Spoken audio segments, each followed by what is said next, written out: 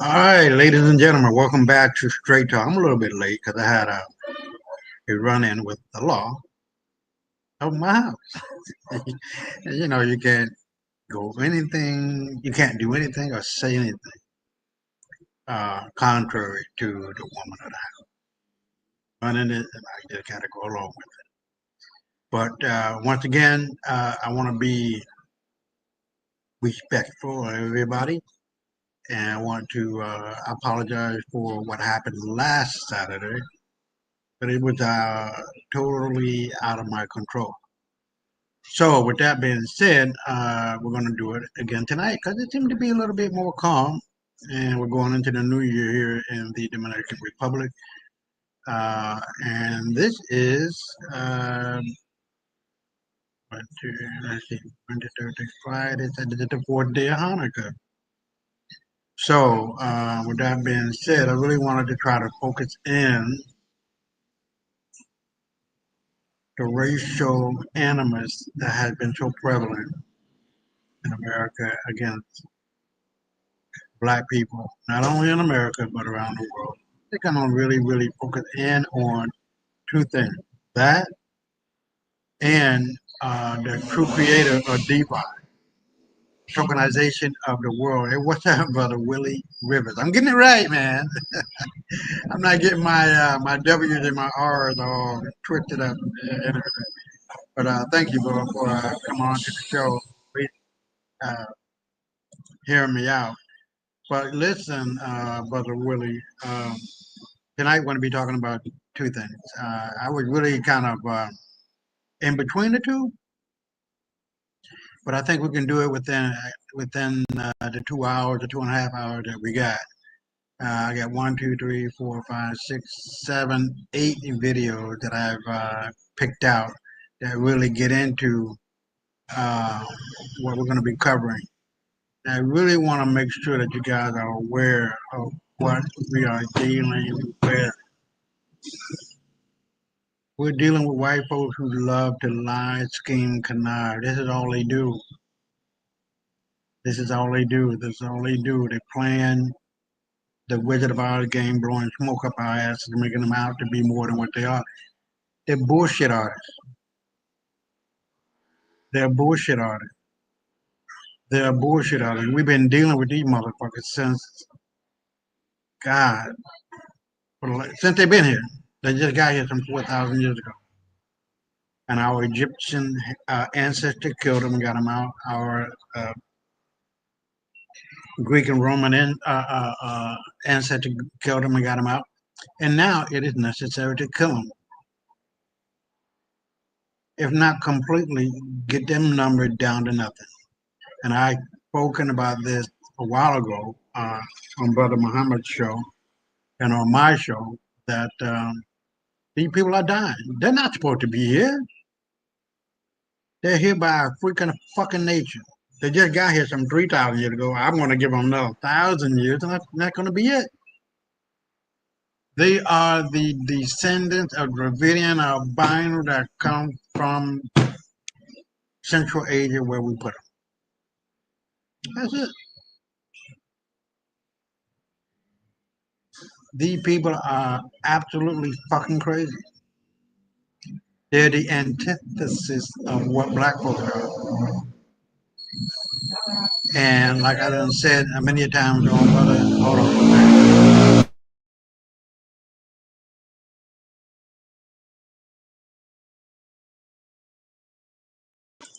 Yeah, that particular motorbike really irked the fuck out of me. I just don't understand how people like that.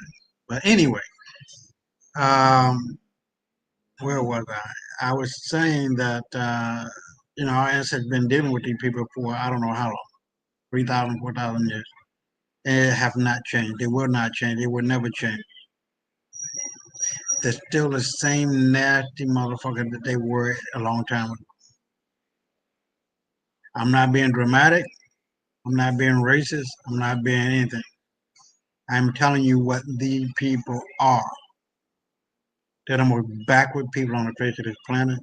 They have brought nothing but death, destruction, disease, and despair to the planet. They have not created not one world civilization, not one world religion, not one world philosophy, not one world nothing. Everything that we got comes from black folks. The black woman is the mother of all civilizations and people. The black man is the father of all civilization and people. We are the filtered version of the black universe, filtered down and out in human form. As above, so below. As within, so without. And I'm here to tell you, I didn't write the law. I didn't create the law. It is what it is. It is applicable to everybody. Karma. You reap what you sow. And I truly believe and I know that karma for all of the hate and the disgust that white folks have done throughout the millennium, and even over the last 500 years, will be too much for them. The numbers are dwindling. They're not reproducing. They're not having babies. And with the advent of this juice that they took over the last 2 years, 3 years now, have castrated white men, chemically castrated them. That is another factor and facet of this. And I can understand the overall arcing, uh, how would I put it, overall arcing downside of their population. They really don't know. They really don't know. They hoping against hope. But just like baseball, 3 strikes you're out, period. The birth rate before this juice was being taken were like 0.09 or 0.9, I'm sorry, not 0.09, 0.9. And now after the juice, it's damn near around at 0.02. And they're not capable of recovering from that ever. Black people population is booming. Ours like 12-1. We're not going anywhere. It is white people who have no idea of the hate, the pure hate that is coming to them. It's already here, to be honest with you. Just getting worse and worse and worse every day, every week, every month, every year, forever. There's no stopping. And Trump can't save them at all. So with that being said, I really wanted to get into the first video. I'm going to look through these and make sure I get them in the right order that I want to have them to play. And to really get into what need to be gotten into. So with that being said, let me get into the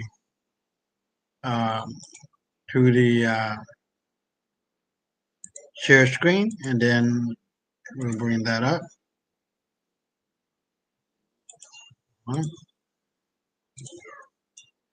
And we'll be right back. I will play this out. I don't think we're going to be here for too much long because the videos really nail it. And I'll be right back. Experience, then you exercise empathy for the struggles that you face that they may not be familiar with, is to help them understand. And I was hoping that you could help me understand what anti-white racism looks like. Can you tell me about how you don't know where your ancestors came from because they were kidnapped and enslaved?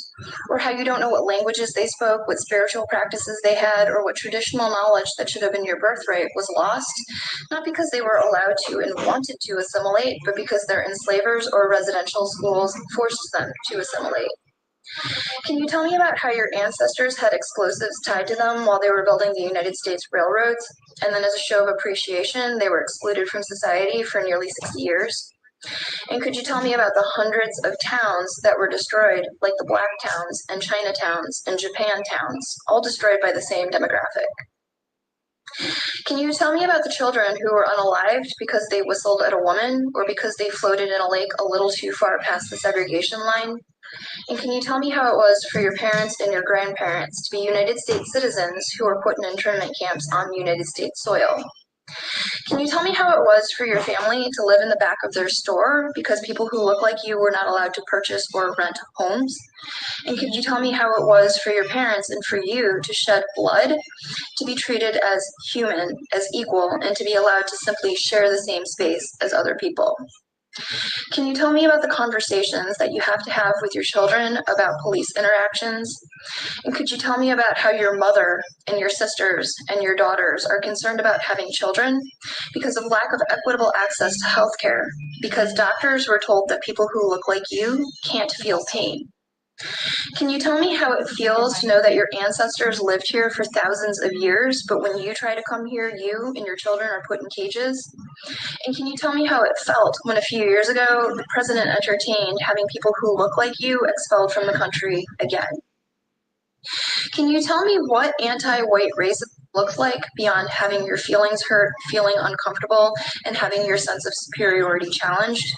And when you're done telling me what anti-white racism feels like for you, could you please tell me why you're not fighting to end racism? Stop being so nice Hold to on, women.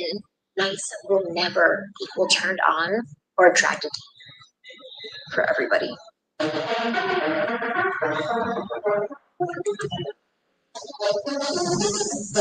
Oh, so fabulous. Hi guys, welcome back to the channel once again. It's your girl Dumebilia. If this is your first time coming across my channel, you're welcome. I That's do a hope you decide mistake. to I'm sorry. subscribe. Hold on. Oh my God, what the heck happened?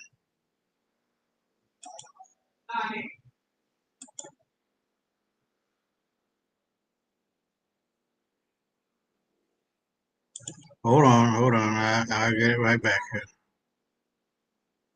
Here we go. You're welcome. I do hope you decide to subscribe. And if you are a returning subscriber, you guys know that I love you. It's so good to have you here. Welcome back. How are you What the guys hell doing is this? today? So first of all, my usual disclaimer. Please, this video is strictly for educational purposes. Do not go searching out the people that I talk about in this video. Don't send them any kind of hate comments, threats, or violence. Oh, This okay. channel It's the does not same video. I thought it was So today another we're going to video. be talking about this lady. She deserves the spotlight. She deserves a whole video because she's been putting out series of videos on TikTok, and her content I find to be very educative and very entertaining because you guys, she's always stating facts. She is savage. The things that she says, she's very smart and she is telling it as it is. So this lady is Asian, as you guys can see, and the kind of videos she posts on TikTok are videos that are dedicated to dismantling white supremacy, especially as it relates to people of color and her trying to kind of bridge the gap between Asian people and Black people because of the racial tension that has been created by white people by using Asians against Blacks. I don't know if that makes sense, but anyway, she explains it better. So today's video is going to include a thread of many videos that she has made, and she is trending right now because the things that she has been saying, she has been going viral, and she's telling it as it is to these palm color people who somehow just cannot handle the truth. So to give you guys a background, she started this conversation on her TikTok about Asian businesses opening in Black neighborhoods and Black communities. This was originally supposed to be a conversation between Asian folks and Black folks, right?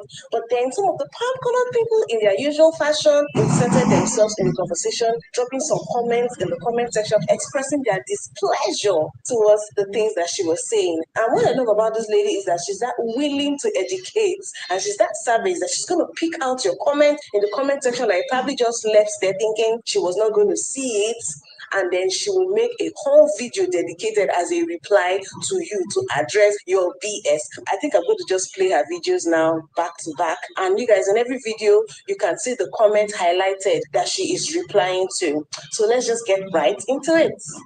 Obviously, the issue of Asian American owned businesses operating in Black communities is a huge source of tension because it is part of the daily violence faced by Black people in their own communities when they are disrespected as customers, to the literal physical violence, as was the case at the salon in Brooklyn, where a Black woman was locked into the salon by workers while they beat her with broomsticks, to the damage done to the psyches of particularly Black children when they are accused of shoplifting. And this isn't a topic that I'm going to be able to cover in one video, but it is a conversation that I do want to start.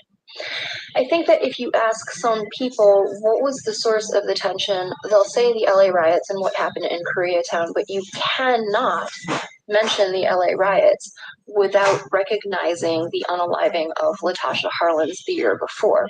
A 15-year-old girl who was unalived by an Asian shop owner who thought that she was shoplifting orange juice, but the money to pay for the orange juice was in her hand when she was unalived. To overlook that is to value profit and property over Black bodies, which is at the root of the United States systemically system and capitalism. But I think that we have to go all the way back to the Civil Rights Amendment of 1964 and then the opening of Asian immigration in 1965. So in 1964, white power structure almost faced accountability to Black people. Black people should have started to be able to receive loans to open businesses in their own communities.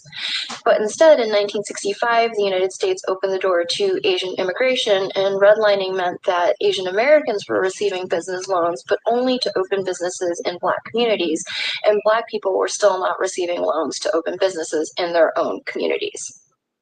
So where you have this weaponized positionality of Asian Americans being put in Black people's way, of course you are going to have resentment not only over the supplanted opportunity to open businesses in their communities, but also over the fact that the Black dollar is now being paid out twice. Once when the customer pays for the goods or services, and then again when the Asian business owner removes that wealth from the Black community. And I frequently heard the tension being framed as mutual misunderstanding, where these Asian shop owners didn't know about the civil rights struggles of Black people, and Black people were not familiar with the culture of Asian business owners. But I don't think that it can be framed as mutual misunderstanding where there is an uneven power dynamic. You have one demographic that is the business owners, and you have the other demographic that is having to pay. So where there is uneven power, I don't think that it's accurate to frame it as mutual misunderstanding. Hold on. Hola, me llamo Catalina. Yes, this is really important. Asian Americans were redlined from opening businesses in white neighborhoods because white people didn't want Asian Americans operating in their neighborhoods and didn't want Asian Americans profiting off of white people. But because the positionality of Asian Americans is weaponized to oppress Black people, Asian Americans were being given loans to open businesses in Black communities, even though Black people were not able to receive loans to open businesses in their own communities. Thank you for setting me up to talk about this. I know that you and many other Black people know the answer, but it is something that I'm still processing and it hits me really hard in the gut. And so I want people to understand that I am answering the question, what do I know? Not speaking for anyone. Many commenters today have pointed out how many affluent Black towns have been created and destroyed throughout United States history. And most non-Black people know about the Tulsa Massacre, Black Wall Street, Lake Lanier. But it was many Black towns. One commenter said over 60. And it's not that some Black people sometimes were able to establish a successful community that accumulated wealth. It's that Black people were consistently able to go anywhere and together establish strong communities that accumulated wealth and had education systems and businesses and were thriving. And every time it happened, people destroyed them. And then as you progress through time, it becomes less acceptable to burn and flood and massacre entire towns. So again, you have the passing of the Civil Rights Act in 1964, and the United States opens the door to Asian immigration in 1965. The United States has a long history of using immigrants to get in the way of Black people. And so I think that this system of using immigrant-owned businesses in Black communities is designed to siphon wealth away from Black communities. And another commenter asked me, why do I think that people are afraid of letting Black people build their communities and accumulate wealth and to thrive? And we see it so many times. It's because they fear revenge, because they know what they have done to Black people. But again, we have been told that if Black people wanted revenge, it would have happened already. That is not what they want. And I think that people think that the violence and exploitation and abuse of power that they have exacted upon Black people and all Black, brown, indigenous, and people of color is a universal human trait, and that if anybody has that wealth and power, then they would return that evil in kind. But it's not. It is specific to, and all Black people want is to be allowed to thrive and accumulate wealth and exist as other people have been allowed to do. So my ancestors were asked by white men to come to this country, which they had stolen and forced Black people to build, because they were hoping that my ancestors would be the new cheap and disposable labor to undercut the recently freed Black people that lazy white men didn't want to pay.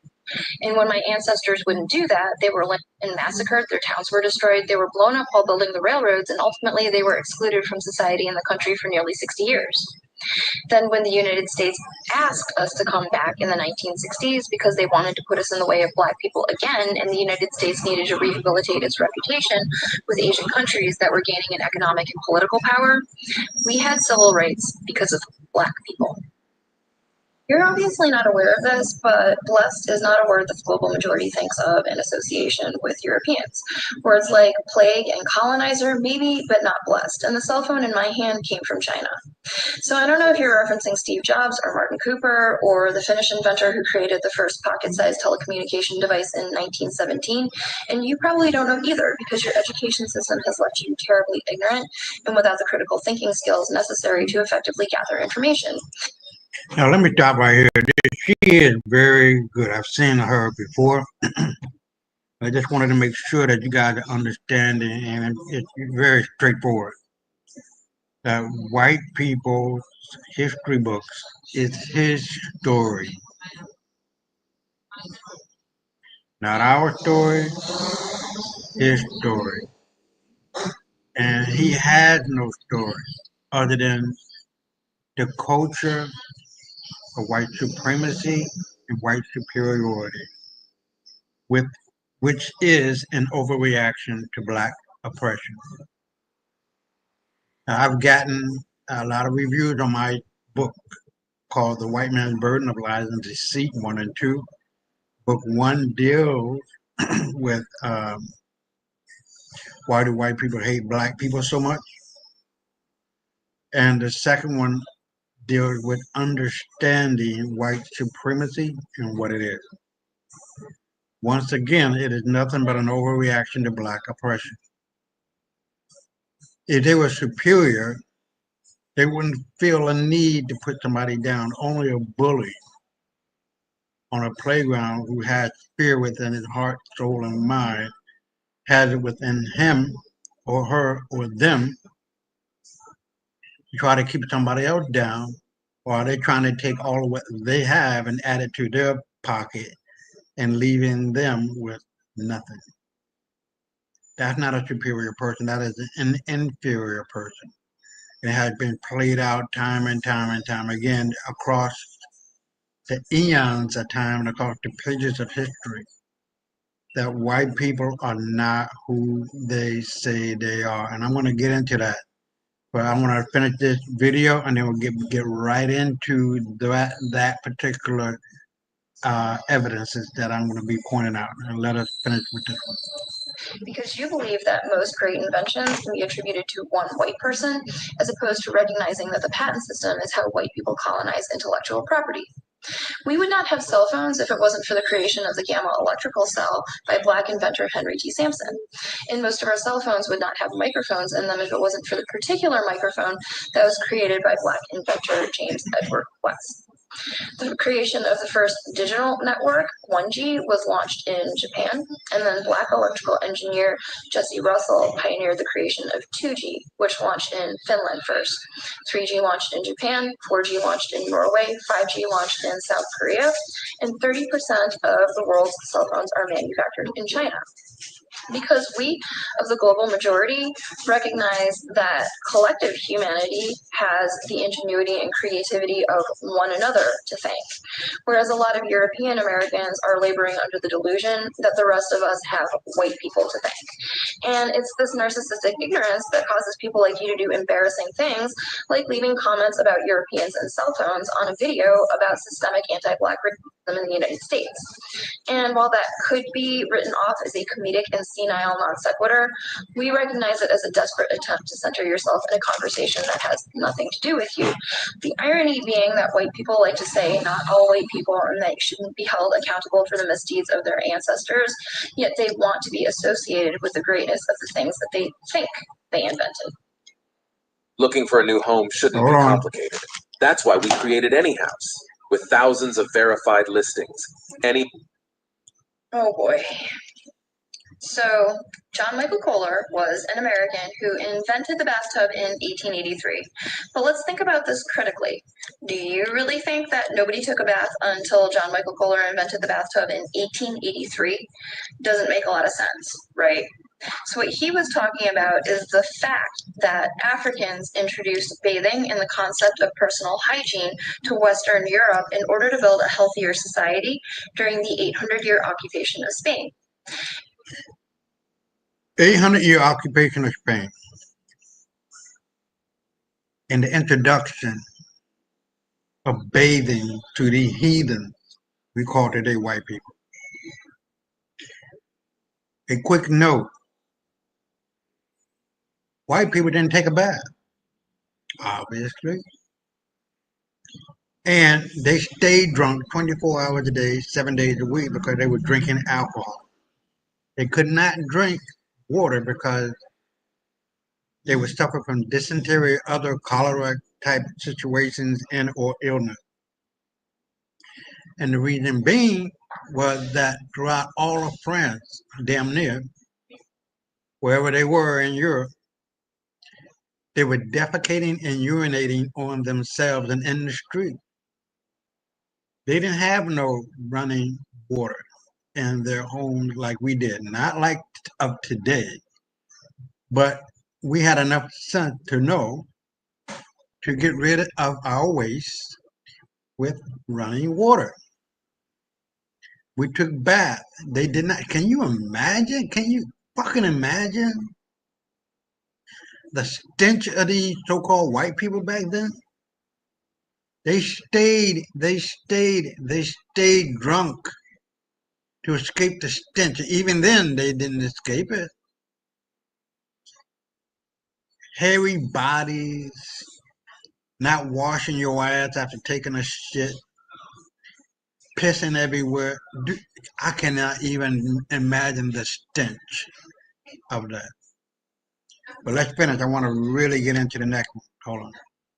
In particular, a man by this name introduced the practices of bathing, shaving, and using toothpaste, as well as drastically improving the eating habits of Western Europeans. Additionally, the first recorded history of people taking baths was in India in 500 BC. A lot of us have gotten used to how little history some people like you know, particularly where it comes to anything not Eurocentric. However, I have a tip. Before you make a comment like this, do a quick Google search for whatever you think the topic is. In this case, who invented bathing or who introduced bathing to Europe, and then decide whether you still want to make this comment.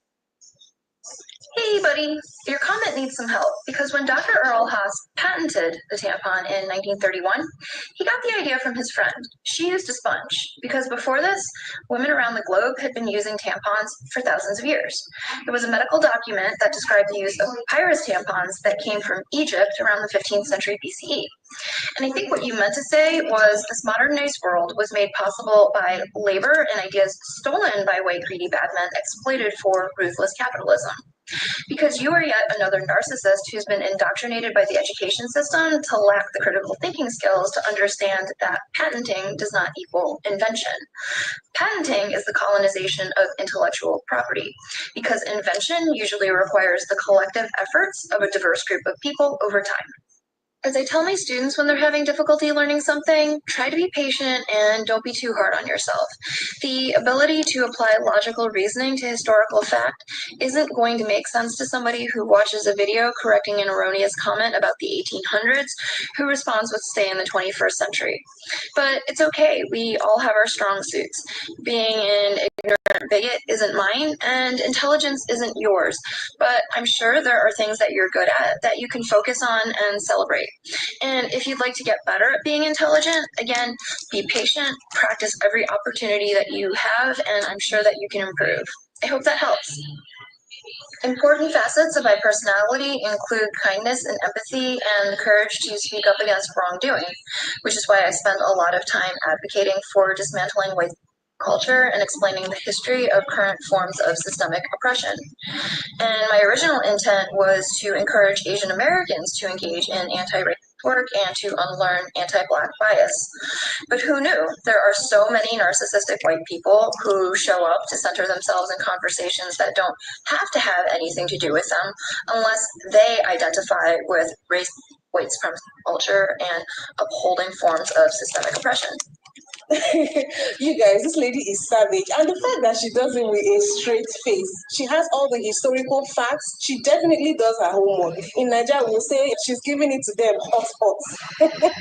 She's giving it to them hot and they are in their feelings. The fact that white people were able to insert themselves into this conversation is beyond me. I don't understand why they always have to try and make everything all about them. The world does not revolve around you. She's having a conversation as a member of the Asian community and with the Black people. It did not include the palm colored people. The video was never intended for them, but they decided to make it all about them. And these palm colored people that are offended and deciding to comment on her video, they don't seem like they even have the best talking points. They are coming with points like, our ancestors gave you guys the opportunity to come to this great country of ours, and then this is how you talk about them. Now, I don't think she's gonna, hold on. Oh, yeah, she does continue. So let's continue. I just don't like the way she talks, but excuse me for that one. How dare you speak bad about us for the opportunity we gave you to come to the land of milk and honey? Now you're making these videos and talking bad about our ancestors. That is how I imagine them sitting at home typing those comments that they were typing, that she decided to single out those comments and make reply videos to them. And guess what? When she replies their comments, they go and delete off the comment. But deleting your comment at that point doesn't really do much because she has already made a video about it and everybody is going to see you getting your ass handed to you. You dare not go to this lady's page and drop any stupid comment thinking you're going to shame her or argue with her when you better come correct. You better come with facts. That is what I love about this woman.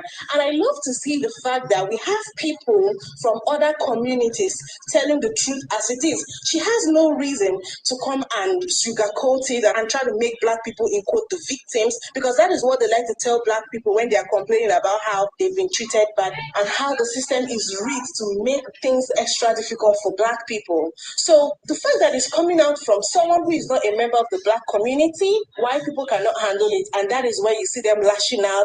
Anyway, let me play some of the responses by people to some of the videos made by this lady. You're obviously not aware of this, but blessed is not a word that the global majority thinks of. I would call the ambulance for whoever the person was that left this comment, because that read was the equivalent of the fatality move in Mortal Kombat. You know what? No, I wouldn't call the ambulance. I want them to enjoy every moment of that L they just took. If that read had a taste, it would taste like platinum encrusted truffles that were flown in on the back of cherubs. I consider myself to be a wordsmith and have been told many times that I can tell someone off and cuss them out, and by the time they think about it, it's already over. But you are an icon. I can only aspire to read someone the way that you just did. I can't speak for anyone else in the world, but I'd like to thank you for showing someone that they should think more than half a second about leaving posts like the one they did. That was splendid. I know that you are not currently able to understand, but maybe someday you will be.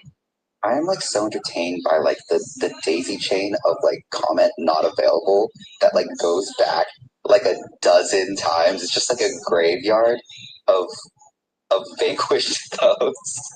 Thing that a white person can do in this country that a black person cannot is be viewed as an individual.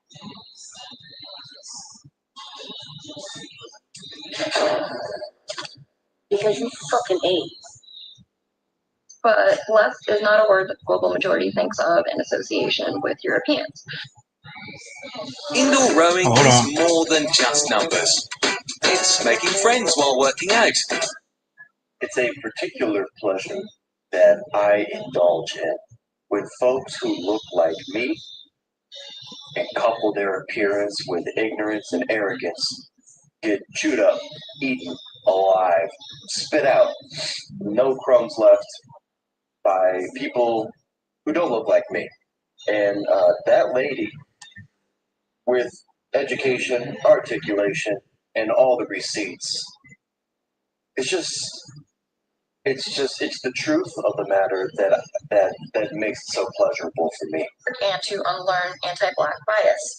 But who knew? There are so many She said, who knew? She's a freaking comedian. Race is so instilled in white fragility culture, when you attack it, they will think you're attacking all of them. I don't record a response until I'm able to be calm about it. Wait to respond. Tell emotionally.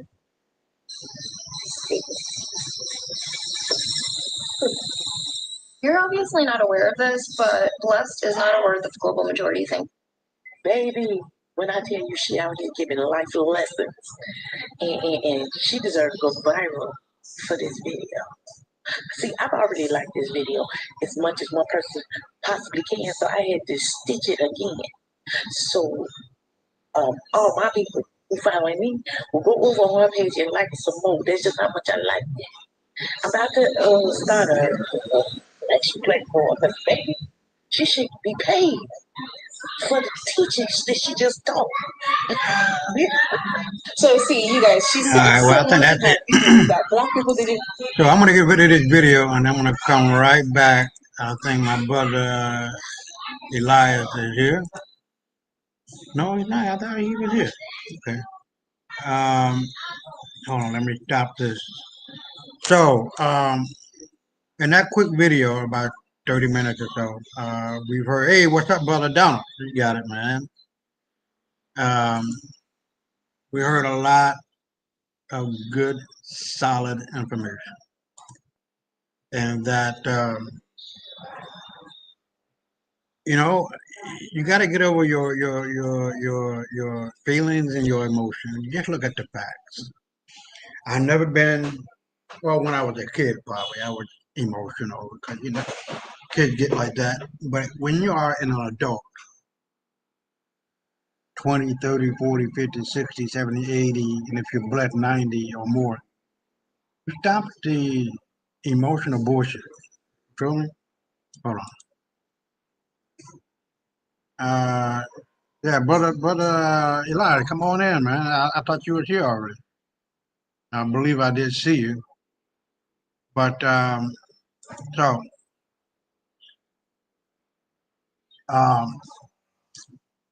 you got to stop the foolishness, the ignorance, the stupidity on our side,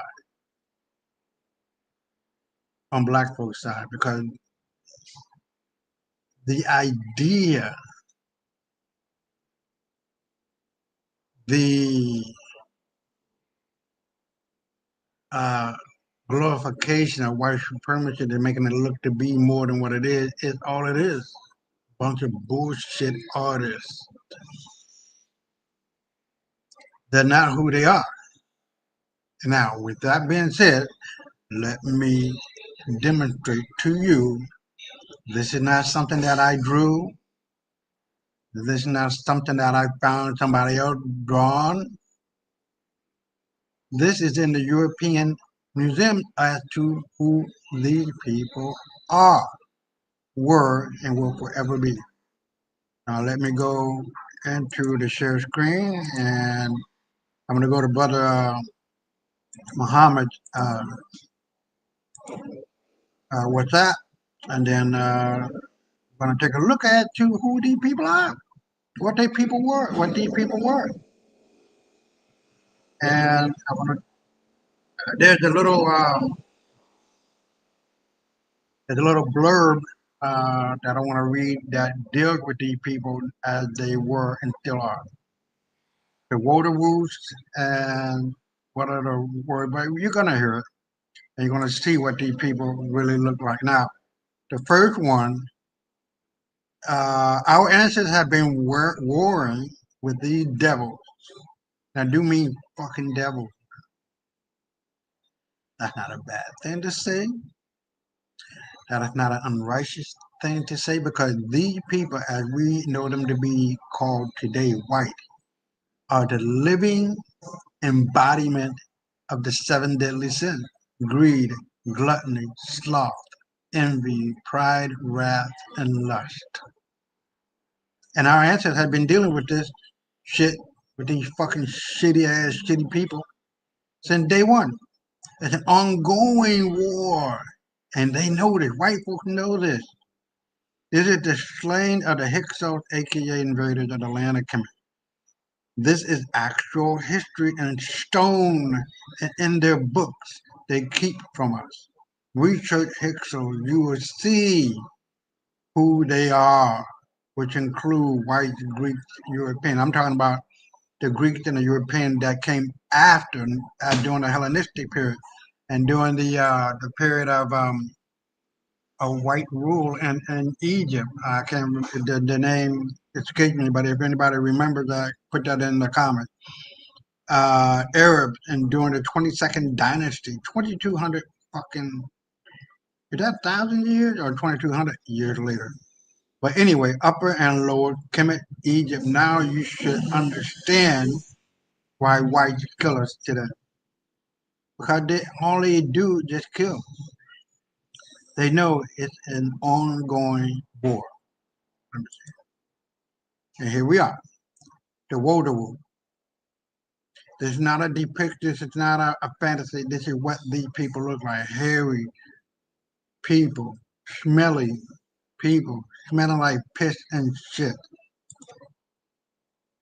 These are all pictures in the European museum. Look at all the hair, look at the long nails on their hands and feet. Here we go again with the claws. And here you can see that they're fighting the king and queen, the black king and queen in their castle. Black people created castles, white people did not do that. Here we go again. Coming out of the cave, this is our black king and queen castles. Here they are, here they are, here they are. Here we go again. Here we go again, hairy. I don't have any hair on my body, except for my face, because I wanted to look more like a man. When my mother was telling me, don't do it, son, don't do it. I said, don't do it. So I was like 21. My mother and I were going somewhere, and the cab driver looked back at us, and he looked at my mother and looked back at me like, is your son 12? I had to look at him like, I didn't say hell no, but I said, no, I'm 21. What the fuck? So that's the reason why I have hair on my face, because I had to shave it and shave and shave it. It wouldn't grow for a long time. And, that's the history of my life. So that's how and why I got hair on my face. Here we go again. Ancient Wodewo chasing dogs from the 14th century. Drollery and Queen Mary Psalter. 14th, that's 1300. That's not long ago. And here we go. The ancient Alpine religion, which was called Celtic Druidism, or Druidism rather, was characteristically a black Canaanite ritual called Baalism. Did you know many of the blonde and red-headed Vikings were black-skinned Africans who conquered and ruled Scandinavia? They resembled the blonde and red-haired Aboriginal of Melanesia. Blonde and red hair has nothing to do with white folks. They get all of their traits from us. Blonde and red and blonde hair is also found among some unmixed Africans. There remain many kinky hair-headed people living in Ireland and Scotland. Okay, so let me get out of here.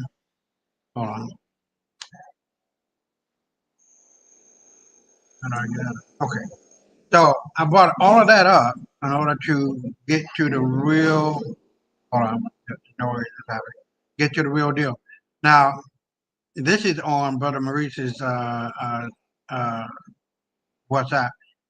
The majority of what I just shown you were tapestry, Wild Men entitled Wild Men and More, German, object placed possibly Strasbourg, Alsace, Germany, in the dimensions of that tapestry, and out on view collections, Europe, textiles and fashion arts. And let me see what the else is. Series of scenes left to right, wild men attacking Moors and castle. I don't know what the heck that is. Wilk men fighting with lions and dragons and unicorns, and wild men carrying food to wild woman with 2 children, seated at the foot of rocks, stylized trees, plants, and blah blah blah blah. And this was in Providence, first half of the 19th century, 1800. Probably Wilhelm Delobach Gallingen, near Konstanz, Germany. And we go up, and it said the Black Past photo of the day. We like to talk about to you today about legacy. And honestly, we think that when you hear about all the things John Barry Meacham did in his lifetime, you'll be scratching your head, wondering why you didn't know about him until now. Born into slavery in Goochland County, Virginia, in 1789, John Barry Meacham earned enough money through his work as a carpenter that by the time he was 21, he brought his own freedom. Soon thereafter, he generated more funds and purchased his father's freedom. After that, he married a slave girl or slave woman named Mary, and he purchased her freedom also. A few years later, he quit his work as a skilled carpenter, became an ordained minister, and opened the first African Baptist church in St. Louis, Missouri. If that's not enough of a legacy for you, here's where Meacham went above and beyond. He opened a school for black St. Louisans that attracted 300 pupils, most of whom were too poor to pay for classes, but were educated nonetheless. In 1847, when Missouri banned all education for blacks, Meacham responded by equipping a steamboat with a library, desk, and chairs, and opened the Floating Freedom School. So in other words, this is just a constant barrage of you're nothing, you're nobody, you'll never be anything by these wild people. You got to understand what that means. They cannot stop us from being where we want to be, how we want to be there, and how we're going to get there. You just cannot. Here, John, if I'm pronouncing that, Jean or John Bourdechon, The Wild Conditions, circa 1500s, L'École, I don't speak French, but anyway. Throughout the Middle Ages, wild men or wooders, men of the woods, were believed to dwell at the outer edges of the Western world, favoring liminal or boundary zones where one state of existence gave way to another. They inhabited in largely unexplored forests and mountains that surrounded European towns and cities. The primitive social outsider combined human and animal natural and unnatural attributes, but they were not strictly monsters, nor were they fully human, acting as a projection of social anxieties and fears. They embody complex and shifting perceptions of the relationship between nature and culture, humans and animals, self and other. If, as Hayden White has urged, the wild men of the Middle Ages represent a projection of repressed desires and anxieties regarding the relationship between society, nature, humans, and animals. The much less common wild woman, as depicted here by John Bordechon, seem to be a symbol of more specifically sexual or gender-related anxiety, like her male counterpart. The wild woman is depicted as either aberrant or seductive, acting as an incarnation of anxiety on one hand and of desire on the other, embodying either a negative or positive female stereotype. The wild woman is sometimes portrayed as a dangerous, ugly, and hairy seductress, or alternatively as a passive and dependent wife and mother living in an idyllic rural life with her wild men, husband, and children. While there are fewer available images of wild women than wild men, art either never possessed, art historian, Richard Bernheimer has argued that her presence is recorded in areas which either never possessed any wild man mythology or have allowed it to fade out. In this aberrant incarnation, their bodies were bristly all over, their wild hair and full of lichen, and their breath too long that they dragged on the ground. By contrast, wild women who lived in the milder landscape of the plain were reportedly smaller and gentler and more retiring. They were hairy and clad in moss, with wrinkly faces but long silken hair. These images seem to suggest that the main role of the wild woman was either to reinforce man's sexual dominance or to embody a fear of his own sexual nature. It goes on to say here, the Waterwolf. The Waterwolf is a savage, naked man decked out in leaves and boughs or moss and ivy, carrying a huge club. A fucking club? Can you? A club? You get where I'm going with this? These motherfuckers ain't shit. He has been seen in England since 1400, the 1300s, and up to the 1600, 1500, or 1600, 16th century, or the 1500. So you're looking between 1300 and 1500, 200 years. He has been described as a large bearded man whose body was covered in curly hair. Variations of the name can be written or spoken as Woodawasa, Voodoo, or Wood Houses. Historians theorize that the Waterwolf may have been some ancestor of man, and during the period of its existence had learned to fashion tools from wood. Similar stories of large, hairy aped men are found in the Pacific Northwest, Europe, Canada, Mexico, Belize, Guyana, Ecuador, and so on and so on.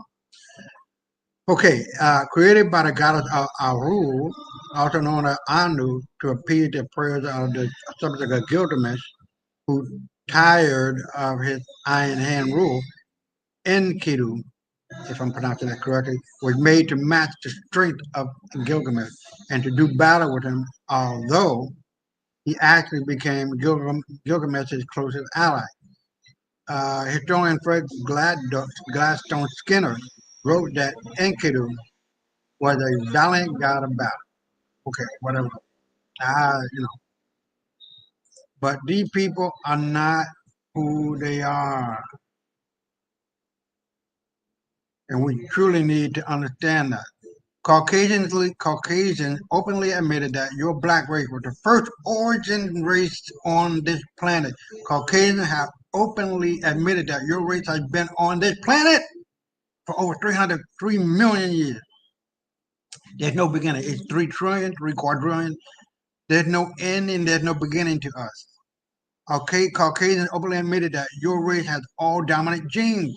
Your divine, not normal, but divine ancestors left tons of statues and artifacts, evidence to remind you of who they are, what they created, and who you are. And you're still worshiping some Jesus from 2,000 some years ago. Time to wake up, people. Let go of the lies told to our ancestors during the slavery era. You are free now. You've been free.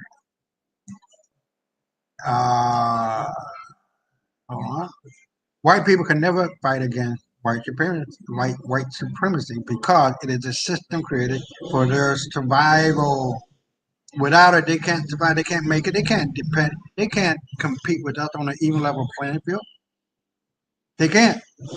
They can march. They can hold up signs. They can do all the things that make a difference. Tell them whites should give back the land they stole and see their reaction. Tell them whites should give black their 40 acres and see their reaction. Tell them whites should be removed. Tell them whites should be removed from Africa and see their reaction. That is true justice, but y'all don't ask the right fucking question. So, with that being said, hold on, let me see if I can see. Yeah, Brother Elias ain't came here. Okay. So let me go back to this. So in the beginning, I was talking about history. It's not history. Because to know history, you gotta know that it's all black. All right. And this brother here, he did a beautiful job in understanding. This is what I've been saying on Brother Maurice's show. If you hear Brother Maurice, please leave a message and listen to this. Listen to this. Because at that point, it was like a couple of years ago, but at that point, you got to, oh no, you were disrespecting our ancestors, blah, blah, blah, blah, blah. Oh, man, I never do that. You should know that by now. But with this, you and other people who have that feelings and emotions and coming over here on ships and being packed up like this right here, that never happened. All right? Never happened. But don't listen to me. Listen to what this brother says, and I'll be right back, and we'll, hold on, let me see. Hold on. Silver Mexico during the transatlantic slave trade, approximately. Oh, okay.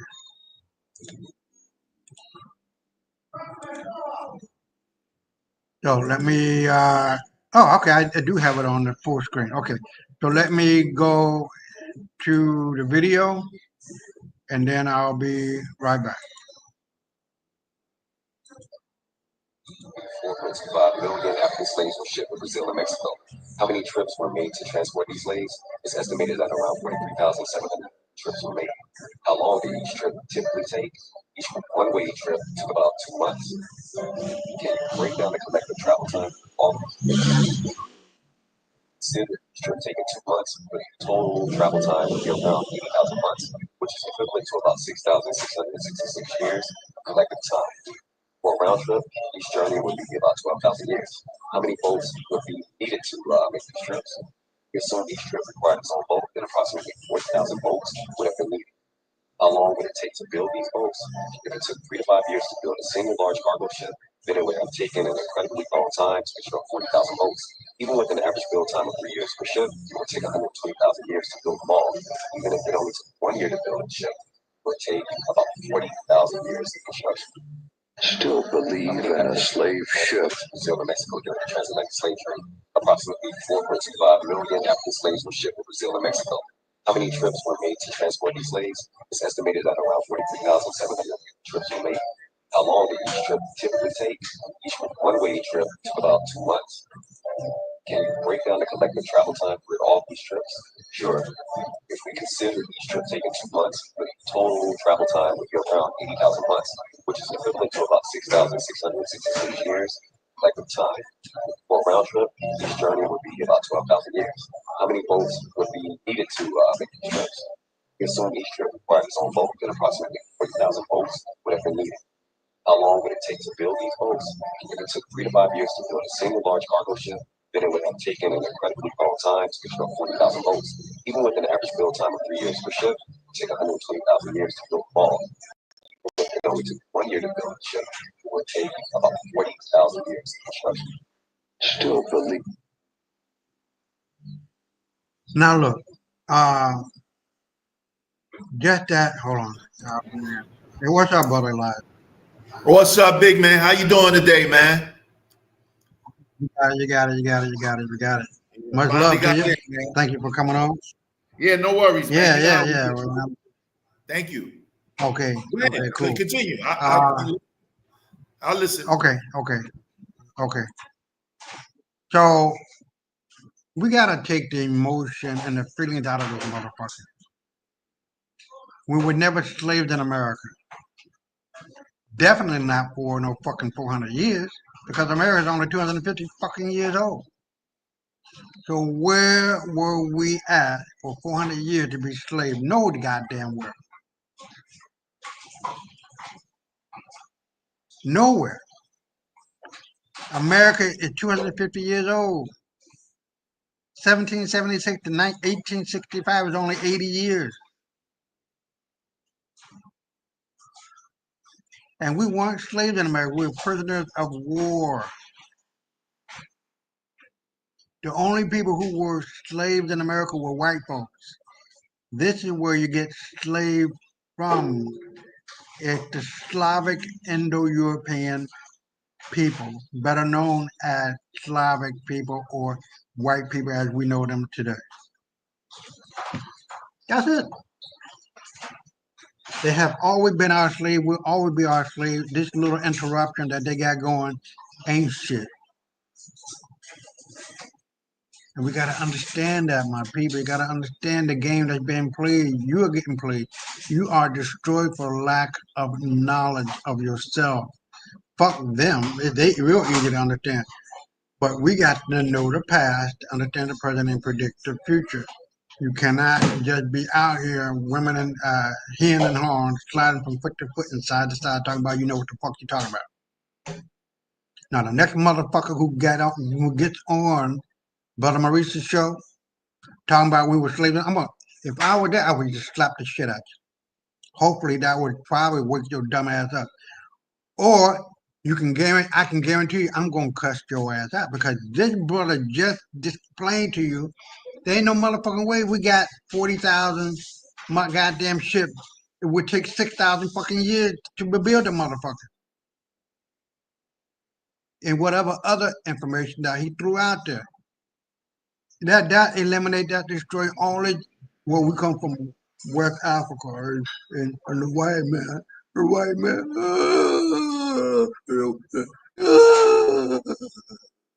Roots never happened, motherfucker.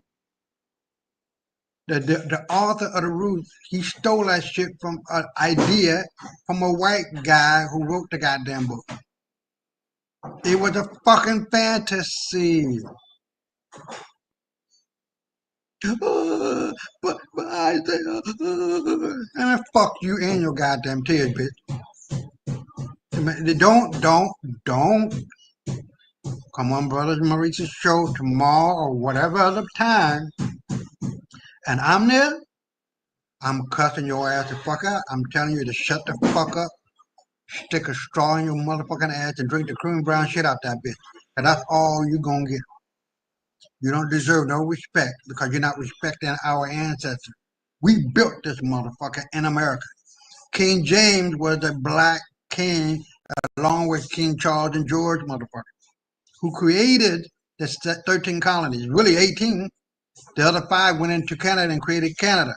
If you don't know, now you know. So all I'm saying is, wake the fuck up. You're getting played, dummy. like I was watching that shit today on brother on YouTube with Red Fox and the whole cast and how that started. I mean, it was just a really great video. But please, my brothers, my sisters, Judah, wake the fuck up. It's not the white man, it's not the Asian man, it's not the Arab man, and you motherfucker who's stopping you. Ain't nobody stopping you but you. As soon as you can recognize that and accept that, the game is up. Just stand up. And when you see a white motherfucker, an Asian motherfucker, or an Arab motherfucker, slap the shit out of them, and they'll get straight right then and there. Straight right then and there. Ain't no game, ain't no plan. Just take that pimp hand and bitch slap the shit out of him. A brother did this on the airplane. After the white boy talking tall shit, he done fucked around and found out. He just bitch slapped the shit out of him. All he could do was just fall down to the ground and start crying. That's all. That's all. That's all you gotta do. All you gotta do. And the money, the political power, the economic power, we already got the spiritual power. We just gotta wake that bitch up. And the physical power. When those four elements are in our control, the game is up, the gig is up. Ain't nobody stopping you. The world needs us. We don't fucking need no motherfucking pale skin Chinese, Japanese, Nabinese, and look at these motherfuckers. I'm just being straight the fuck up with this shit. I don't give a fuck. Fuck all white folks and they bullshit. And tonight we're going to be covering about this brother who created the DeFi, who created the tokenization, who created all of that, but these motherfuckers stole it once again. BlackRock and Larry Fink and everybody. I'm praying the brother get his shit together and go after these motherfuckers and take his shit back because it's all patented. So hold on, but I'm gonna bring you right on there. Hey, what's up? Are you there, brother Elijah? Take yourself off of mute.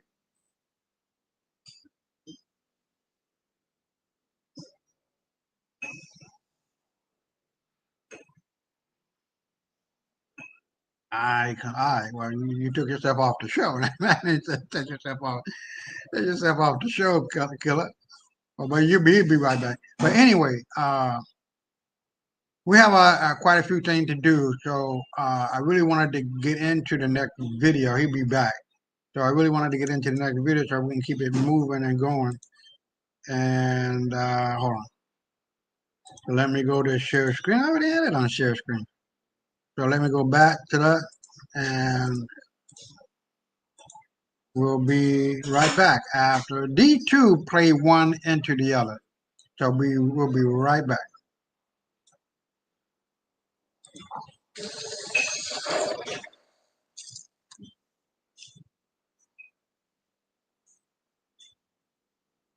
Plus, in Nigeria, there is a remnant of Edomites. I know a lot of people say Esau is the white man, but they do not know African history. Also, I believe a remnant in North Sudan and Saudi Arabia.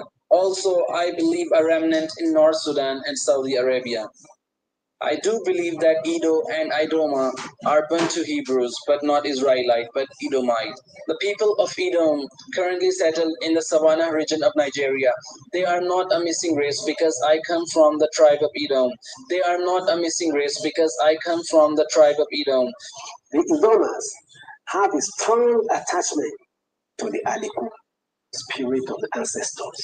Let me stop it right here because I really wanted to focus in on Benaiah Israel.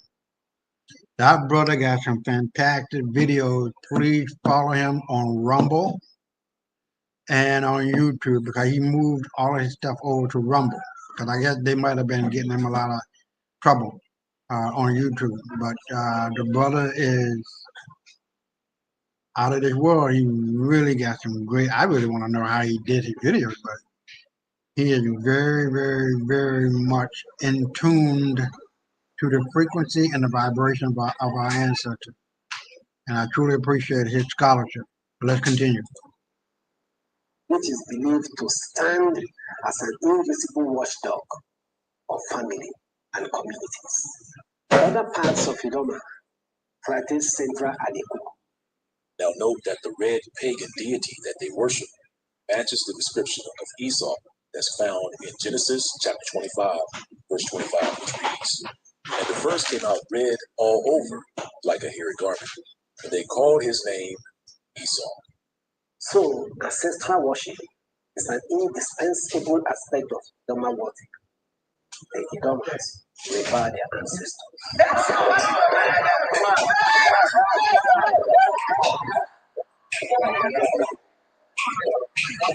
The spelling has changed over the years from Idumea to Idoma, but the pronunciation is still the same. The name Aduma is still widely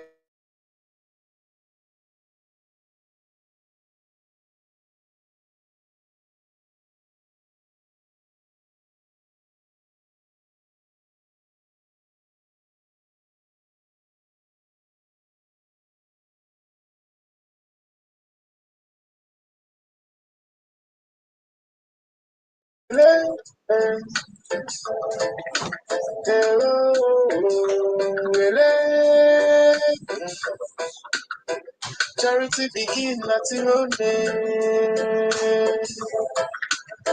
The name Edorm is pronounced as Edorm, which means my kind of person. Elah is one of the princes of Edorm. Elah is one of the princes of Edorm. He was the son of Ada. He was the son of Ada. But today the spelling of Elah has changed, but some of the people still spell it the old way. My surname is Elah. My surname is Elah, but the spelling has been changed to Elah. We are the people of Edom. Our tradition is the same with the Old Testament tradition of Israel. We have only one God who is in heaven. We traded in salt and worked with copper, as copper was used as currency at that time. We were told by our fathers that we left our land because of war. We are spread over 3 states in Nigeria. We tease those that went further south and that they left us because they went to look for salt. So there are people in Yemen today and Oman called Kara or Al-Qara. I don't know exactly how you pronounce it, but it's usually spelled Qarrah, or sometimes by the colonialists it was pronounced Elgara or Gara. Now in the Bible, these are probably the people called Korah, the Edomite Korah, not the there's another Korah, but the Edomites called Korah. But among these tribes of Korah are that of Esau, who lived, here's what Korah looks like. Okay. So the colonialists used to say that the Gara tribes look like Somali and Beja. They're located between Oman and Adjumant. Actually, both of them.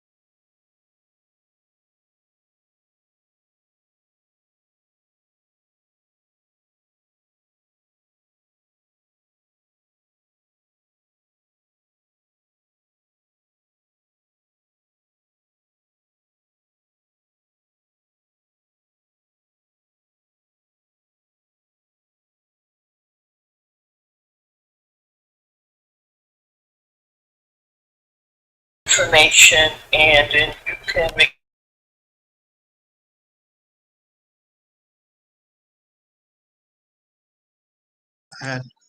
Yeah, I didn't take myself out of mute. So in that video, it focuses in on the two faces of Esau and how important it is to really understand the intricate dynamic that took place over time. You cannot depend. Oh, okay. Hold on. I'm back in, bro. I can hear you now, and you was on mute for a good 15 minutes, bro. Oh, okay.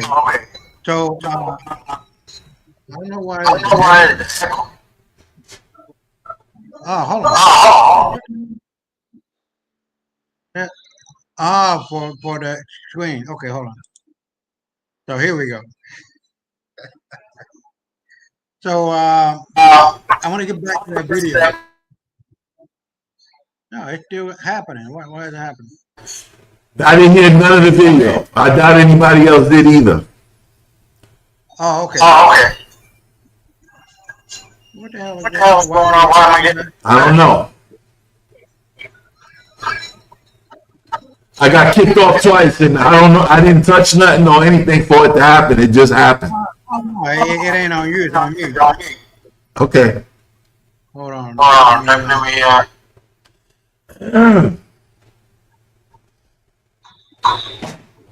That's kind of irritating.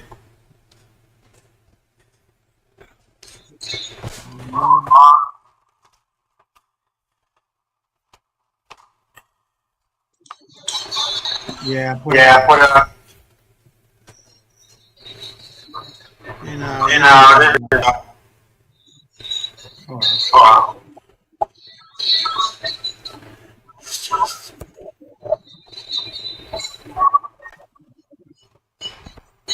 Yeah, the reason why you had it while the video was. Say again? Yeah, I didn't hear any of it. And then I got kicked off again too. So the last 10 minutes has been, I didn't see anything. Just trying to get back in. Brother Donald, did you hear the video while I had it on?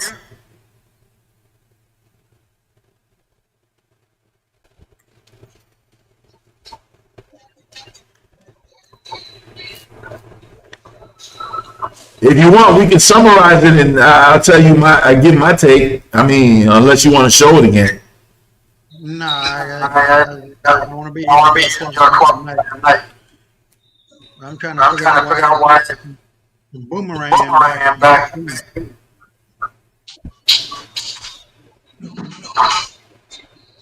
Everything's cool now, so I think you took care of that problem at least. You're not hearing the echo? Not me. Oh, okay. I'm hearing it, maybe not. Okay. I don't hear it. Okay. So what happened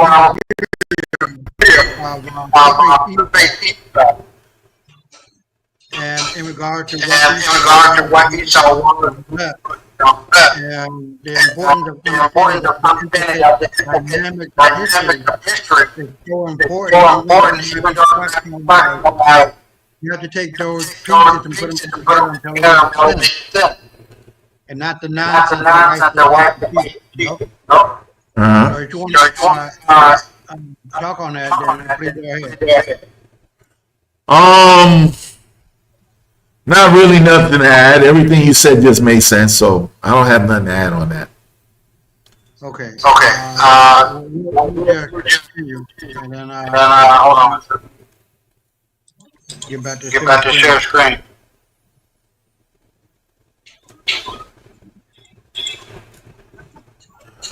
Okay, we'll be right back.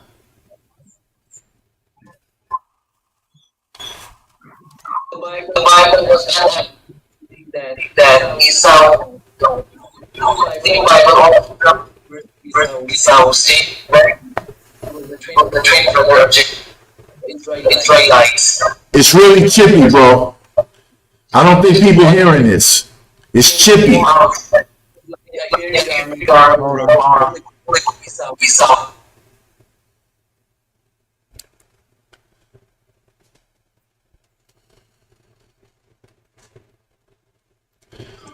Yeah.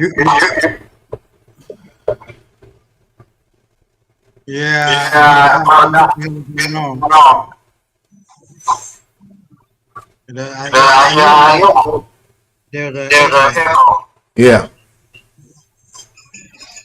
Yeah, if you have a speaker on back there or something that's interfering with your line.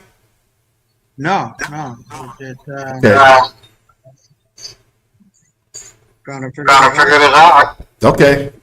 Take a few minutes because you know what the video sound like is, and the other did this like that's how it sounded like that. Right. You get every fourth or fifth word. Right. No, I'm done.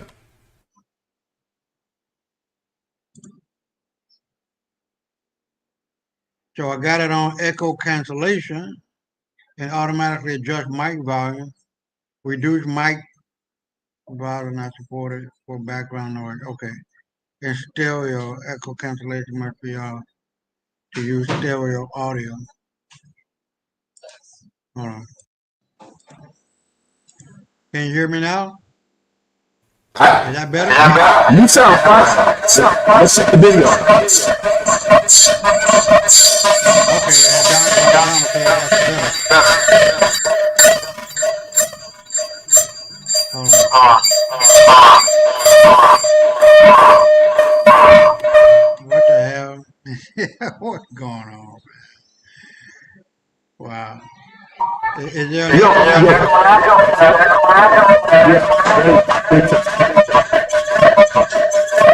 Oh, it's terrible. Yo, bro, let me tell you something. Right, go ahead.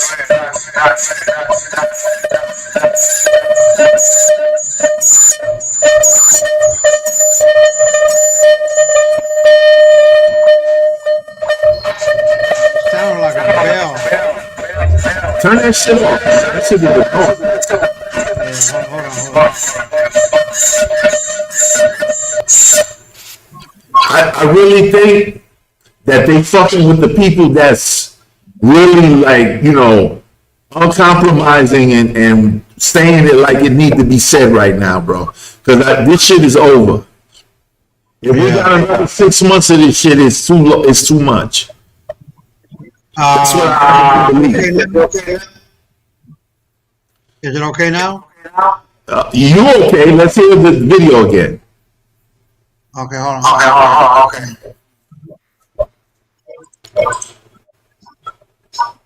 Oh shit.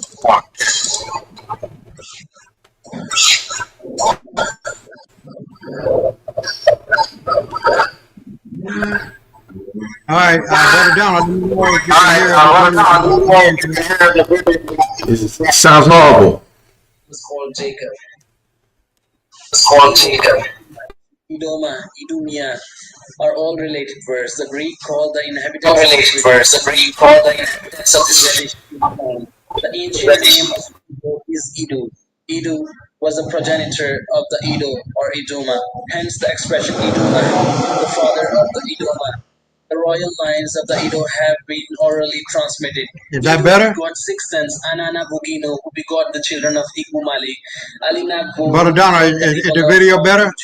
Idu begot the people of Adoka, Agabi who begot the people of Atukbo, AJ who begot the people of Ogligo, Abibi who begot the people of Umogidi in Adoka, and Ode who begot the people of Yala. And just a side note here, the descendants of Esau would go on to mix with various tribes of Africa as well as other nations around the world. This is why Esau can be found in many different shapes. Hold on. Let me see. Brother Donna, it's better. Okay. So let's finish out that video and hopefully it can hold up. And colors. He's black in Africa, Arab looking in the Middle East, and white in the Caucasus Mountains. And the next reference reads, the upshoot is that the Horites and Edom had become one people. In addition, the role of Edom in the exile of the 10 tribes, the continued involvement of Edom in their history, needs to be kept Alright, skipping ahead. Because of the intermarriages and cultural borrowings between the Edomite families and Horites, it became the norm for their collective association. Red-headed Esau himself was here to support the Hor and Esau.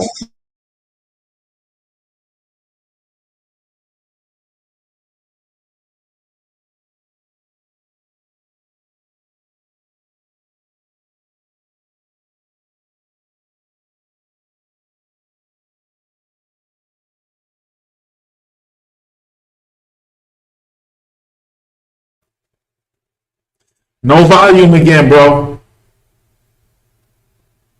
Northern Syria. Archaeological finds called And it sounds terrible. To I.M. Draconoff and S. Satorston. The Hurrian and Urartic languages are related to the Northeast Caucasian tongues. That's important thing. We'll come back to that later.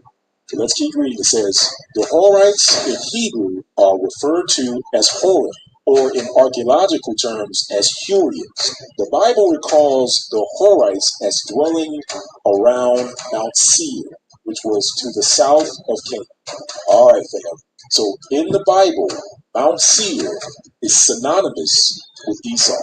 In other words, if you find Mount Seir, more than likely, you'll find Esau's hairy descendants called Edomites. Now we note that the name Seir literally means hairy and shaggy, which is befitting of the descendants of Esau because, remember, in the scripture, Esau was described as being hairy and red. Genesis chapter 25, verse 25, which reads, and the first came out red. He was like a hairy garment all over. So they called his name Esau. Now consider this. Esau was so hairy that his brother Jacob once put hairy goat skin on his neck and his arms to impersonate Esau. Think about it, fam. The hair of a goat.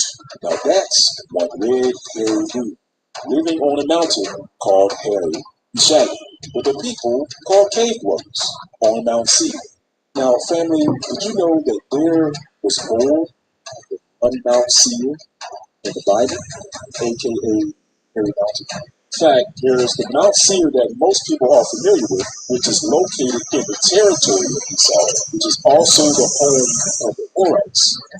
However, there's also another Mount Seir in the territory of Judah, just west of the valley of the Rephaim, also known as the Valley of the Giants. And for this, let's take a look at the encyclopedia in the Bible, which reads, number 1, the mount and the land of Seir are alternative appellations of the mountainous tract which runs along the eastern side of Arabah, occupied by the descendants of Esau, who succeeded the ancient Horites. Number 2, which is the second Mount Seir, it reads, Seir, a landmark on the boundary of Judah. Now let's take a look at the Smith's Bible Dictionary. It reads, Seir, it means hairy, shaggy. Number 1 reads, we have both the land of Seir, and it says, it is the original name of the mountain extending on the east side of the valley of Arabah, from the Dead Sea to the Atlantic Gulf. And then 2, which is the second Mount Seir, it says, Mount Seir, an entirely different place from the foregoing. In other words, it's different from the first one. One of the landmarks on the north boundary territory of Judah. For that, you can read Joshua chapter 15, verse 10. So, as stated before, you can indeed find 2 Mount Seirs in the Bible. However, did you know that there was a third Mount Seir? One that was discovered in an unsuspected place. That's right. That's right. This third Mount Seir, one whose people would shape the very trajectory of mankind all around the world. For this third Mount Seir is located in none other than the Caucasus Mountain.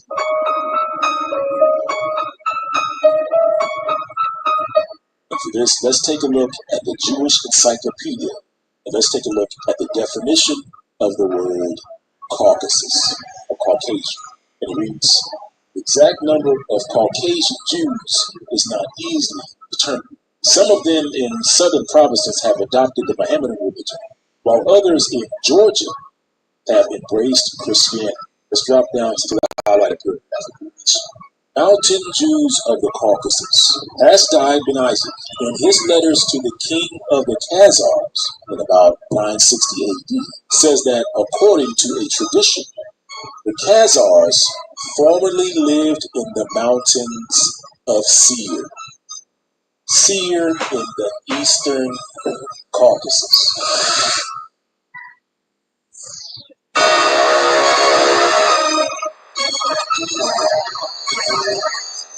In other words, they lived in Mount Seir, Caucasus Mountains. I also find this in the Jewish Encyclopedia and Descriptive Record of the History of the Religion, which says the same thing, where it repeats the statement that the Khazars formerly lived in mountains of Seir. It's Mount Seir. Seir in the eastern Caucasus. Miller is of the opinion that the Jews of the Caucasus introduced Judaism into the kingdom of the Khazars. And the next reference reads, mountain Jews are those of the Caucasian Jews who live in villages and some towns of the provinces Dagestan, Turks, Kuban, and in the governments of Baku, Yasivlapol, and who speak an Iranian tongue, a dialect of the Tat. Skipping to the next paragraph, it reads, Hasdai ben Isaac, in his letters to the king of the Khazars, about 960 AD, says that according to a tradition, the Khazars formerly lived in the mountains of Seir in the eastern Caucasus. Miller is of the opinion that the Jews of the Caucasus introduced Judaism to the kingdom of the Khazars, and that the Jews of Dagestan originated in Azerbaijan. And the next reference reads, the territory of Seir began at a distance of 3 days' journey north of Iraq. It was AD 960 inhabited by Christians who yet lived on the best terms with Muslims. As you can see, fam, just to give you an idea of where Mount Seir was in the Caucasus Mountains, it was a 3-day journey north of Iraq. So let's take a look to see where Durban is in the Caucasus. And for that, let's take a look at the Encyclopedia Britannica and look up the word Durban. It says Durban, city, southeastern Dagestan Republic, southwestern Russia. The city lies in the gap between the Caspian Sea and the Caucasus Mountains at their closest approach. Here's a map, fam, where you can see the city of Durban, close to the Caspian Sea, close to the foothills of the Caucasus Mountains, aka the third Mount Seir. Remember, fam, Seir means hairy and shaggy, and was the home of Esau, who was hairy all over. And it was also home of the Horites, were cave dwellers. Now, fam, did you know that the Caucasians who live in this region are the hairiest people on the planet?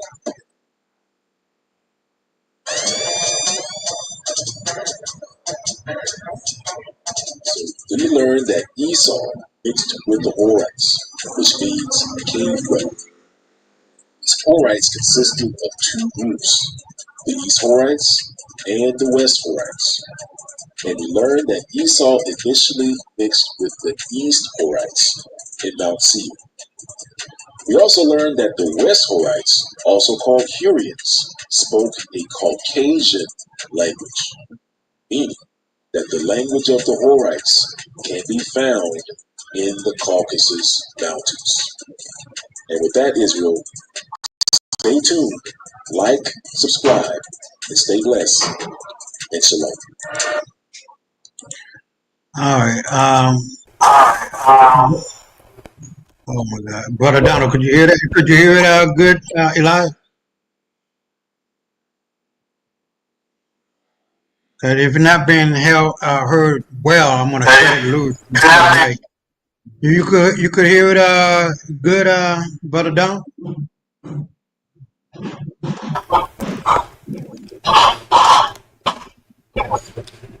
Yeah, I think they throwing salt in the game, bro. I can hear it, but it's I mean, you can hear it, but it's not good sound quality. Okay. Yeah, I don't know what's going on. Yeah, I don't know what's going on.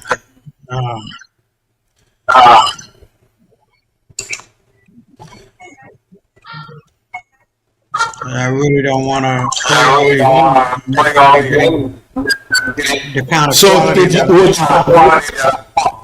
what we can do, if you want to shorten the show, if you got videos queued up, maybe play a few minutes of it, and then we can summarize what it means to us and how we can move forward using the information. It's up to you. Right. Cause I'm hearing me. Yeah, I don't hear echo, but I can understand if you do. So in other words, what I'm thinking is happening over there is they fucking with your circuitry, so you don't do the show. You get discouraged.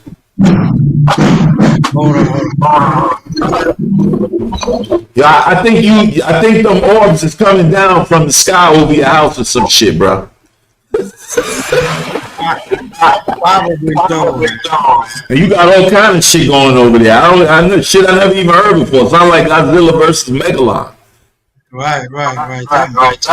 So, I really don't want to get into it, but I don't like it. I don't know what's going on. But I apologize for everybody.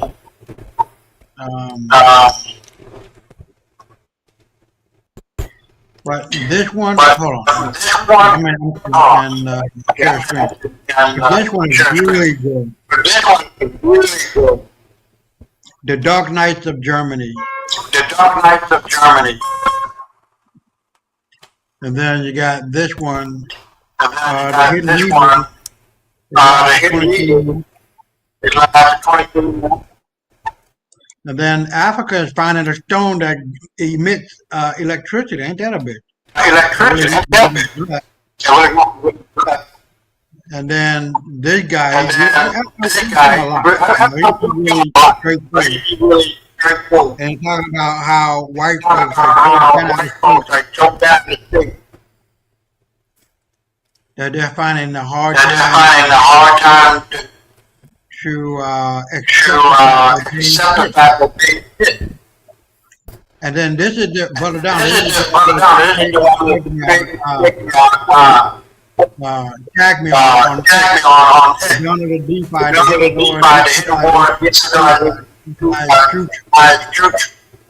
So I really wanted to get it.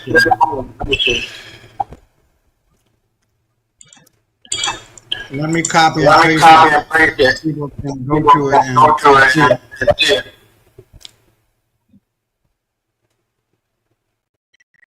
And then the other one.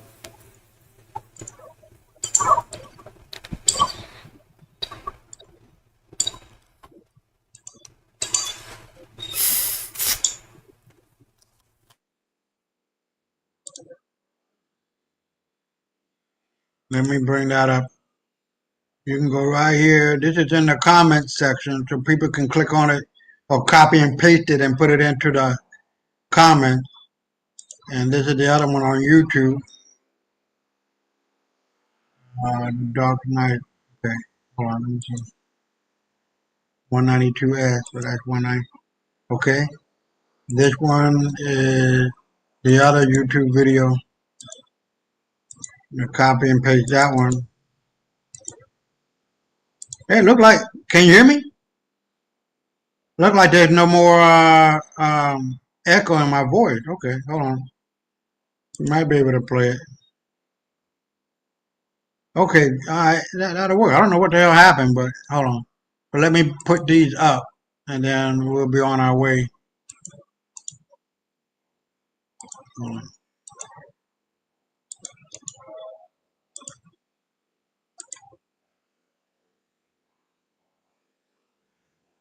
And then this is the one that you tagged me on. Yeah, I already put that. Did I put? Hold on. Copy. Let me see. Yeah, I already put that. Okay. So, look, what we're gonna do, since my voice is back, and since hold on, let me see. That's 20. You gonna sing some Marvin Gaye, Stevie Wonder songs? Nah, that's all right.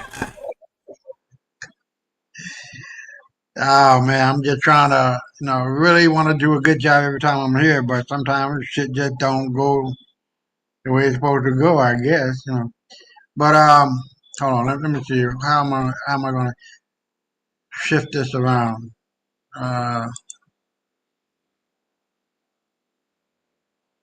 Let me play this quick clip of what's been found in Africa in the DR Congo, and I'll be right back. It's 8 minutes long, so I'll be right back. Wait a minute, did you see that? If you thought it was crazy, Congolese finding a mountain of gold a few years back, wait till you get a load of this. It's a power generating stone, power generating metal. Join us as we investigate what's really going on in DR Congo. Welcome to Tunacheki's Africa React. I'm your host, Mike Mushi, and this is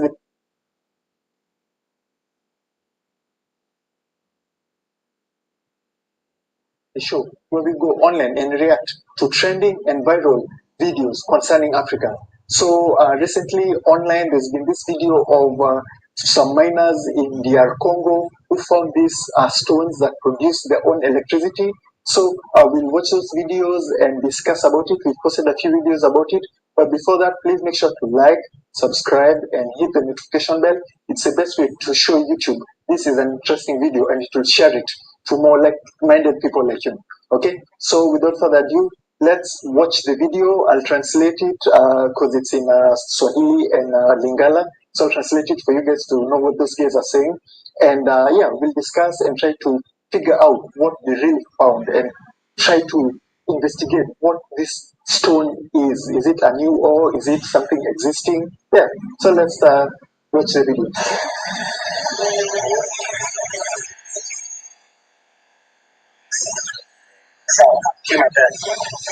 So he's telling them to measure again, okay?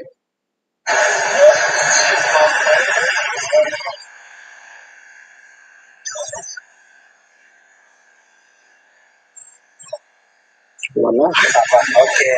Again, Tosha. Tosha means enough.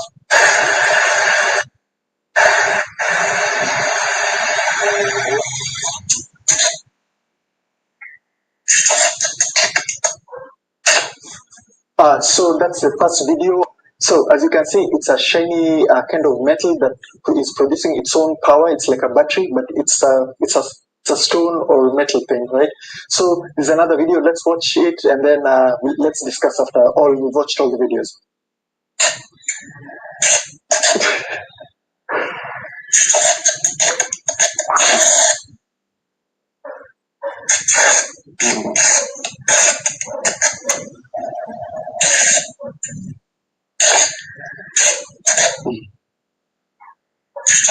Wow. Wow.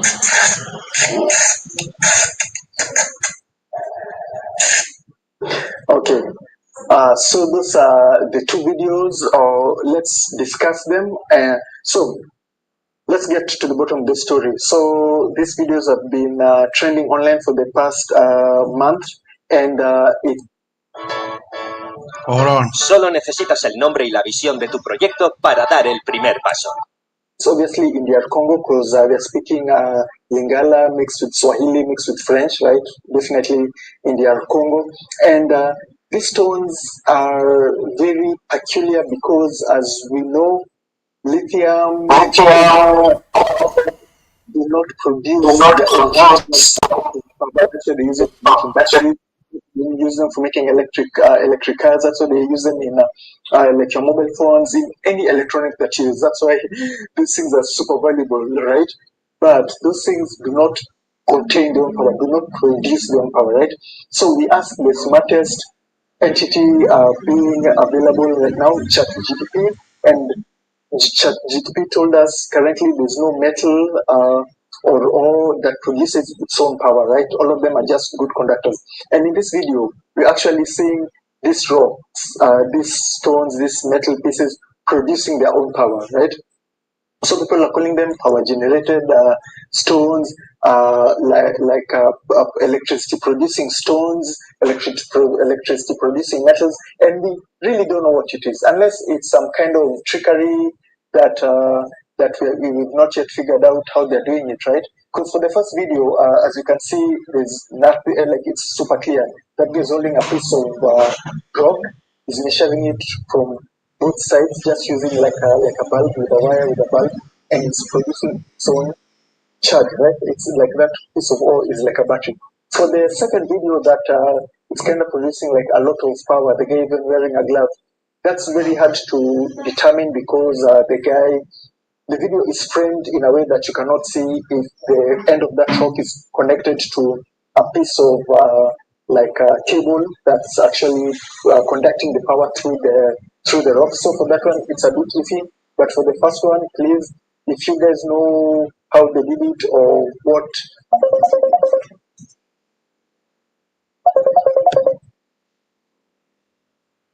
you can do to tell you what this stone is. And now let's go to the implications of what it is. DR Congo, as we all know, is the most blessed country, the most blessed area on the planet. It has all the most valuable minerals that are currently craved by this planet, from gold to diamonds, from oil, uranium, cobalt, coltan, lithium, as in a country, like countries go to war for these things, and they're all contained neatly in this country. And that's the reason the Congo has been facing so much conflict, because all the countries, regional neighbors, Western countries, Western islands, Western enemies, everybody wants a piece of their Congo, and that has fueled conflict, right? And when I mean everybody, the Googles, the Apples, the Teslas, everybody, governments, private companies, oil companies. I'm telling you, their Congo is blessed, but sometimes that blessing can be a curse. So everybody wants whatever their Congo already had, right? And now there's this new thing, potentially new ore, that's producing its own power, it's producing its own electricity, or it can store its own power, the way it is, like without any manufacturing or without any purifying, right? Which is still a big deal. Even if it's not producing its own power, it can store its own power just by its default form. That's a super big deal if there are any engineers or scientists out there.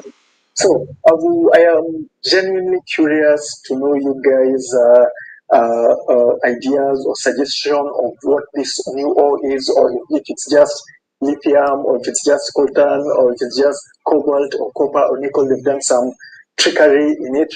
We're genuinely curious. Here at Tunachiki, we don't report fake news. We try to give you the most accurate news possible. And with this one, we're not saying it's a super magical powerful electricity producing rock or ore or metal. We genuinely don't know what this metal is, because we are seeing it with our own eyes. One is producing electricity, the other one is actually welding a stone, right? We've disseminated the videos. One is a big question mark of how they did it. The other one is a bit iffy, like you can easily make like connect a cable and crop the video so you don't see. But for the other one, it's clear as day, right? So again, please, curious, let us know what you think in the comments below.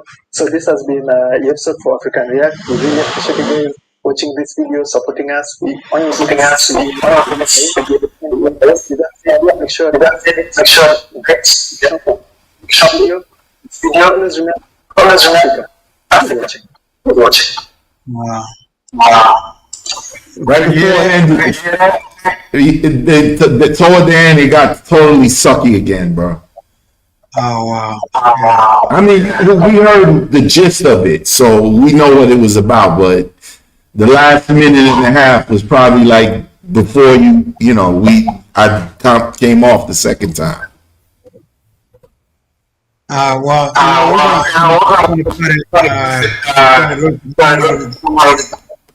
be the owner of Bad Podcast.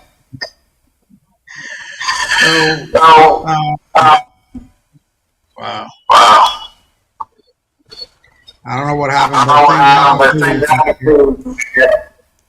Hey, before you go, Brother Isaiah, can we have like a 10-minute conversation on what our predictions are for the 2025, being that it's so close now?